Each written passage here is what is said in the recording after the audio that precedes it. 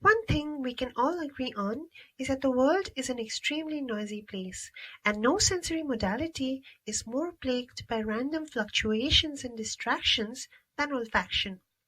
It really is a wonder that animals are capable of decoding sensory cues and navigating highly complex and turbulent odor landscapes.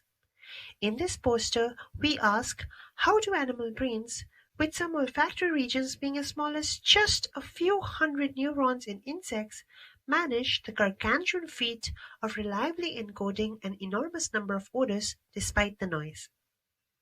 The locust antennal lobe, which is the insect equivalent of the olfactory bulb in mammals, is a seemingly random network of excitatory projection neurons and inhibitory local interneurons, both of which receive olfactory input from the sensory olfactory receptor neurons.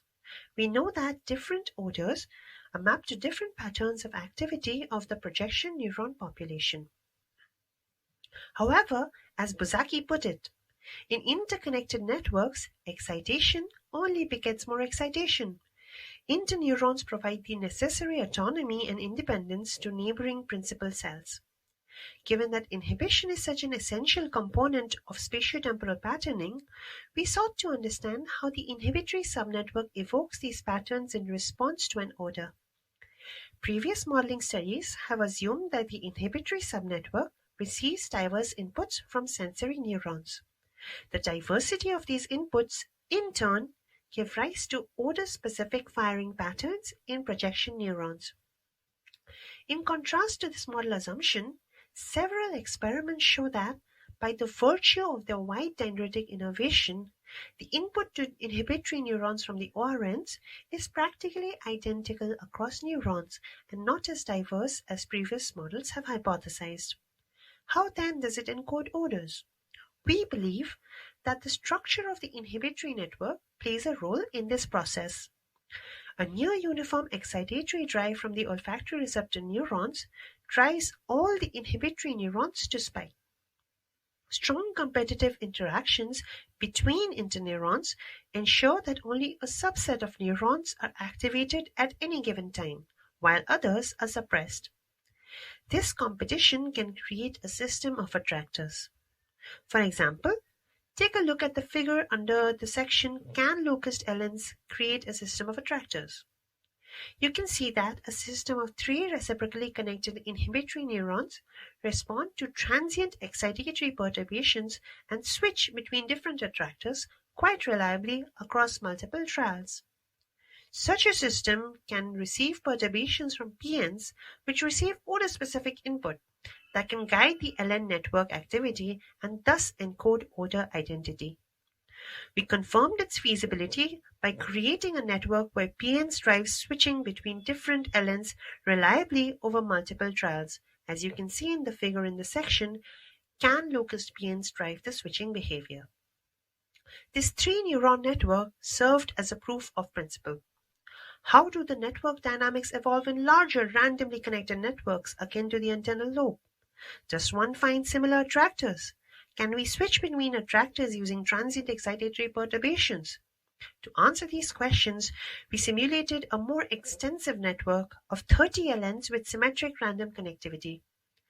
Different randomly chosen sets of neurons were perturbed at different times.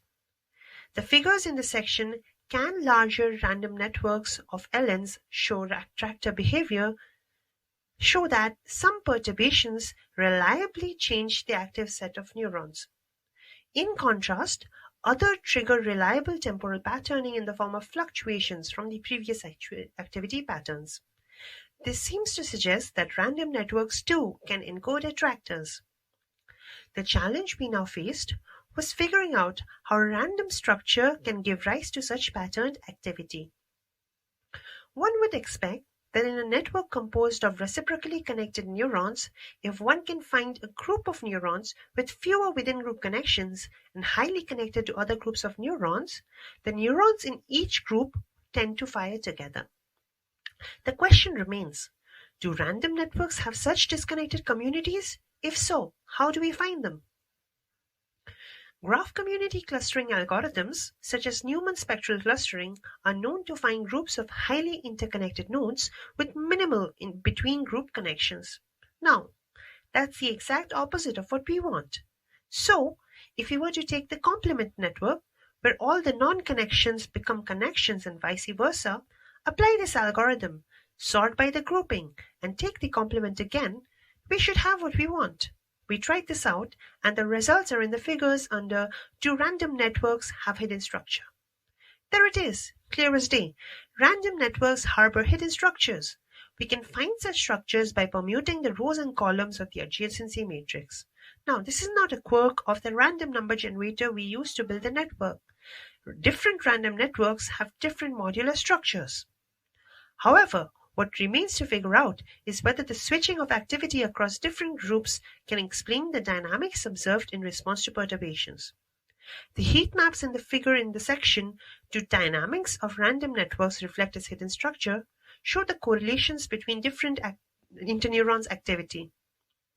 These correlation matrices across multiple random networks reveal that the dynamics of the inhibitory interneurons recapitulate the connectivity of the network. One way to visualize the dynamics of this high-dimensional system is to plot the average activity of neurons in different groups. For example, networks with two groups map onto a plane. Take a look at the figures below the heat maps. By plotting the average number of neurons active in each group, we can easily visualize not only the switching of activity between different groups, but also the transient fluctuations triggered by perturbations. Do scan the QR code or follow the link on our poster for a movie that shows the temporal evolution of the network. The olfactory system must achieve two seemingly conflicting goals. First, it must encode a large number of odorants, that is, be sensitive to small changes in receptor neuron input. Second, it must also maintain a stable representation of an odor, a task that seems to be at odds with sensitivity. To understand how the system maintains a balance between these conflicting goals, we examine the input to each inhibitory interneuron. Each interneuron receives excitatory input from the receptor neurons and inhibitory input from the other neurons in the network. The figures in the section How EI Balance Affects LN Attractors, we varied the strength of excitation and inhibition to the LN network and determined the amplitude of a perturbation required to switch a bipartite network from one attractor state to the other. Networks that switched in response to low-amplitude perturbation would be susceptible to noisy variations, while those that switch only in response to high-amplitude perturbations would be impervious to the change in input. We hypothesized that the antennal lobe network must operate in a regime where sensitivity and robustness are balanced. In sum, we have shown the topology of competitive interactions between interneurons creates attractors that can reliably encode odors. We were able to unearth these attractors by examining the structure of the network, even randomly connected networks, and finding communities of neurons that fired synchronously. We can think of odor representation as a trajectory that visits a sequence of attractors. Switching between attractors is affected by excitatory perturbations from projection neurons. The stickiness or the system's tendency to persist in an attractor will depend on the balance of excitation and inhibition that the inhibitory network receives.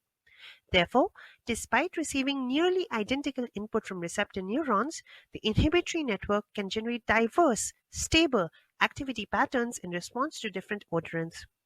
If you want to chat some more about our work, do get in touch.